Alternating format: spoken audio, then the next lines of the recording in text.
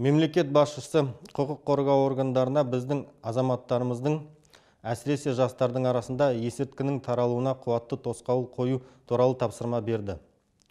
Бүгінгі күні есірткінің заңсыз айналымына қарсы іс-қимыл бойынша үлкен жұмыс жүргізіліп жатыр. Және бірінші кезекте синтетикалық есірткі саудасын ұйымдастырушылар мен ірі сатушыларды бейтараптандыруға және жауапқа тартуға күш салудамыз. Ол үшін әр бөлімшеде интернетке мониторинг жасайтын арнайы топтар құрылды. Сигналдар келіп түскеннен кейін біз бүкіл криминалдық сату схемасын анықтап, жолын кесу шараларын қабылдаймыз. Аталған бағыттағы жұмыс әрі қарай жалғасуда және бақылауда тұр.